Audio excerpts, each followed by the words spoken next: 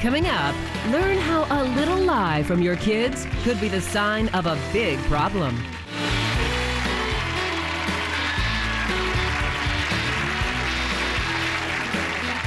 You know, there comes a time in almost every kid's life where the truth can become, well, how should we say this, somewhat of a gray area. Fibs, white lies, just basically a good old-fashioned pair of burning pants are just pretty common with kids. My next guest, though, says that it's not so much that the lies that they're telling are bad, but the reason your kids are lying. It could be a sign of even bigger trouble. So would you please welcome the author of The Complete Idiot's Guide to Reading Body Language, Susan Constantine. Susan, it is so good to have you here. Thank you for inviting me. It's a pleasure. Are you kidding? Now, you've done a lot of cases. What are some of the big cases that you've been involved in with lying and things like that? Well, what I do is for CNN, HLN, In-Session Court TV, all the top nationwide programs. I am the one that's analyzing the body language of Casey Anthony, Jodi Arias, right, Lance Armstrong, and even the President of the United States. How about that? Woo-hoo. So do I even want to talk to you? I know, don't touch that now. So now this is fascinating, though, because this is about kids. What are some of the core reasons why kids are lying? Well, kids lie, first of all, to protect themselves from harm, or they'll protect somebody else from harm. The other thing is, too, is they want attention. They're attention seekers. They want admiration, that they're hiding stuff, you know, and that's the kind of stuff that we want to reveal. What is the reason why they're lying to us? More so than even the lie itself. Is that's what you're saying? Exactly. You know, 30% of kids under the age of 8 years old lie. And you know what? It increases when they're in their teen years up to 80%, Marie. Isn't that crazy? Amazing. Okay, so how do you tell when your child's lying? I mean, I can tell when certain kids are lying, but sometimes they're really good. They're really good, and they get better even when they're older. Right. But, you know, there's things that they'll do is what we're looking for is a change in their base behavior. So now you know your kids, you know how they normally respond, right? Right, So we're going to look for those little deviations, those things that are changes, things that just don't quite fit. The other thing is they'll angle their body language away from you, kind of giving you the cold shoulder, and generally towards the exit sign because it's getting really hot and they want to escape really quick. Okay? The other thing is the little smiles and the giggles like, I didn't do that, Mommy. Or they're covered their mouths, okay? And they tend to embellish. Here's the other thing. So give you more information, you really don't need to hear it. And here's the other thing, too, is they don't tell you enough. They're very vague. Well, that's the big one, I think, as they get to be teenagers. Now, you tested some kids, and it was what, honesty and whether they were lying and things like that. But can we see that? Because I think that's very revealing. Yes, you know, we've got a tape here. We've got 3 different tapes I'd love to show you. Okay. And, you know, we have this really great guy, Nick Flamad, who is a wonderful upcoming film producer, and he's Steven Spielberg's, he's a mentor for him, but he's actually the one who did all these videos. But the first one we want to talk about is the one on pottery. And basically what this is, and this scene is, you know, they're supposed to be painting a picture, it breaks, and then the question is, are they going to tell on you? So let's go to that clip. Okay, very cool. I want to introduce you guys to Mackenzie. Hi. Say hi to Mackenzie. Hi. Okay, she's going to be my assistant. She's going to be helping me out, okay?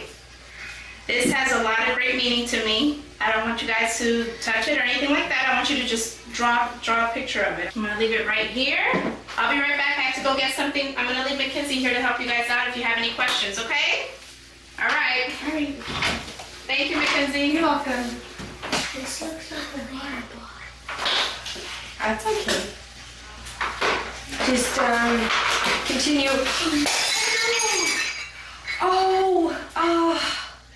Oh no, you guys can't tell anyone. I really need this job. I need this money to pay for college. My dad's gonna kill me. You guys can't say anything. What happened? What happened? Nothing. It's just like. Wow. It wasn't me. It was her. Mackenzie. No, who did it? Mackenzie. On accident. Oh my gosh. Well, guess what? My name is Susan, and I'm here to kind of figure out what happened here. I would like to know why, you know, one of you said that Mackenzie did it, and other of you said that she did it. Because you don't want people to get in trouble. It's like they don't want you to get in trouble. No. Yeah. It's because she doesn't so she Yeah. was saving money for college and you didn't want her to get in trouble? Yeah, we didn't want that. Oh. She said don't tell anybody, so you didn't want to get her in trouble? No. Why? You didn't want to get her in trouble? How come? Because she's BFF. She what? She's my BFF. She's your best friend forever? She's your BFF. So what happened there? Well, first I'd like to tell you, my daughter's the one that broke the cupcake, okay? And what happens here is we have this divided loyalties. Should I tell on my friend, my best friend forever, or should I really do the right thing and tell the person who's in charge? And they had this divided loyalty. Who should I really tell on? And the other thing is they're protecting themselves from harm. They don't want to get the other person in trouble for what they did. Because then that person will get mad at them. Exactly. And you know what? She's afraid of losing her friend, her little best friend. Interesting. You know what? So they were protecting the other person from harm. So why would they protect somebody when they don't really even know her? Well, did you notice that Mackenzie smiled a lot at the very beginning? So since she was an actress, what we did was we wanted to build this rapport with people. So if you really like me, the fact that you really like me, you're less apt to tell on me. That's what we find. But if you're a mean teacher, we found that the research found that I'm going to definitely tell on you just because you were mean. So here, the good thing is, and that could apply with friends that do bad things or whatever. Okay, so when we come back, we're going to watch a few more fascinating clips. So don't go away, okay? And we'll find out why your kids are lying and how we can help them. All right. Coming up, learn the truth behind your kids' little white lies.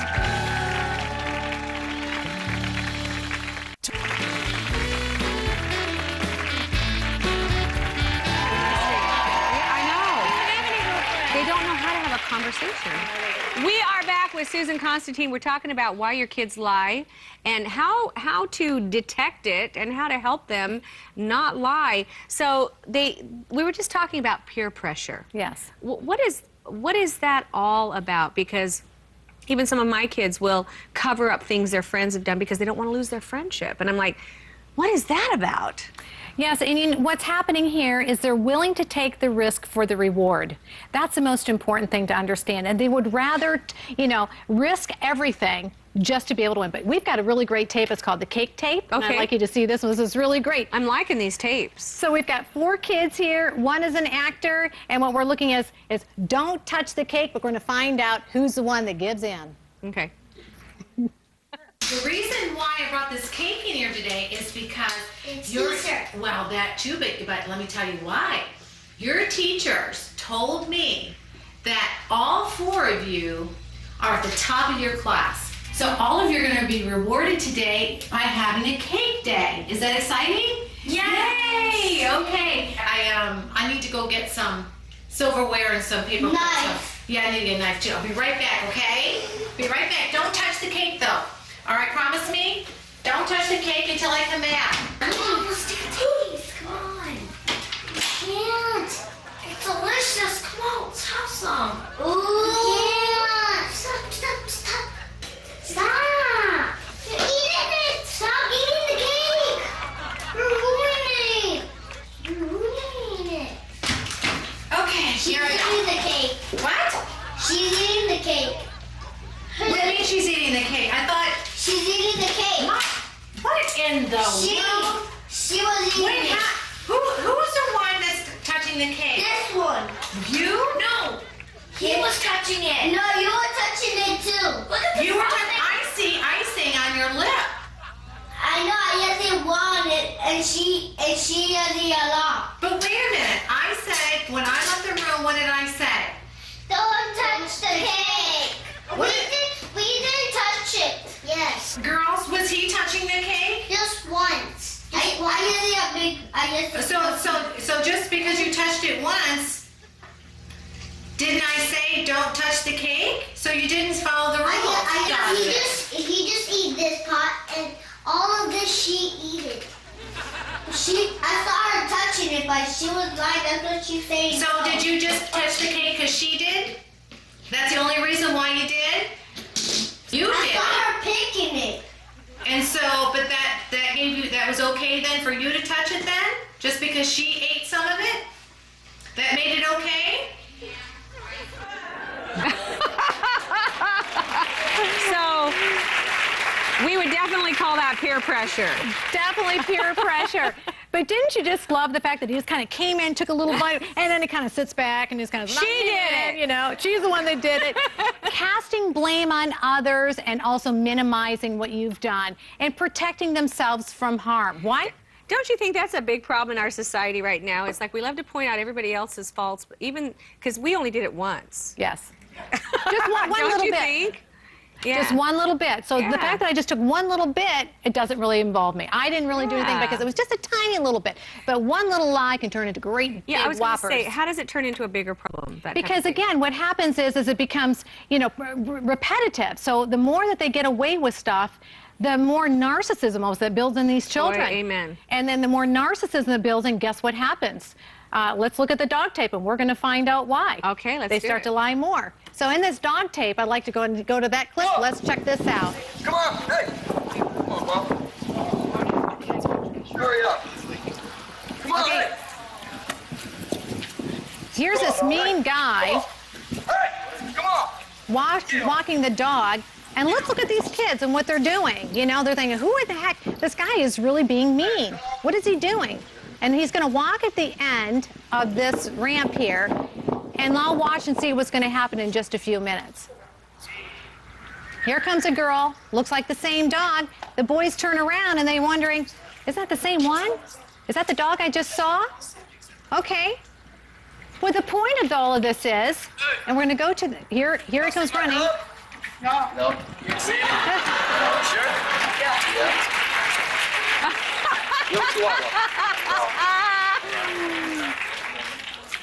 So he was intentionally being mean to the dog, but you didn't know that.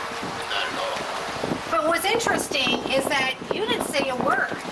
Until when he asked, like, where did, you know, who did you see my dog? And what you said was, I didn't see anything. It looked like he was abusing him, and like me personally, I love like animals. I grew up with a pet, and like I hate animals. I just hate them a lot. So is that a white lie that's okay? That's a white lie that is okay, but it's still in the gray areas, Marie, because here's the thing, that, you know, even children will protect other people from harm, even if it's a dog, okay? And they really made that decision was, I'm going to protect this dog because I don't think the owner is really, really being nice to the dog. And they're also motivated by compassion or empathy. But this is one of the cases where I think it's okay to lie because it's not intentional to hurt anyone, but they were using it to protect someone What about else. in like abuse and things like that? Because usually the people that are abusing these children are people they know. Are they protecting? How do you tell your children that you have to talk about these things? You know, and when can it be dangerous? Do you know what I'm saying? Well, it certainly can be dangerous, and the problem being is that the kids have been conditioned to keep it quiet for so long, and when they're keeping it quiet, that's what's getting them into risky behaviors. And of course, we need to encourage it, but what happens if it's actually a family member? That's where it really becomes a problem. So with that being said, we have to read the telltale signs. You know, things that are different. The teachers need to be aware that there's these behaviors that aren't right. They don't seem right, and they're acting out. And how do you get your child to tell the truth? Because sometimes parents will come at them really hard, and then they don't want to talk to the parent. You know what I'm saying? That's exactly correct. And see, we have to make sure that the punishment, you know, fits the crime, okay? Right. Number one, did they take a little piece or did they just slice it up and dice the cake up, you know? So it needs to really fit the crime. Things what we need to do is encourage truthfulness. And, you know, if we're so hard on them, we become intensely hard on them, you're going to set them up for telling a lie. So the thing is to create trust and also about it. talk about it. Exactly. All right, so everybody in the audience gets your book. Yay! Isn't that fun? I love it. Fantastic. So it's the Complete Idiot's Guide, and I like that. Reading body language. Thank you so much for it's being my pleasure. here. You are fantastic. And I'm not lying. Don't go away. We'll be right back. Coming up, a final word from Marie. If you're in the Los Angeles area and you'd like to be a part of our studio audience here, because we have fun, don't we? Just call 1-818-295-2700, or you can go to hallmarkchannel.com/Marie, and we will see you very soon. Yay!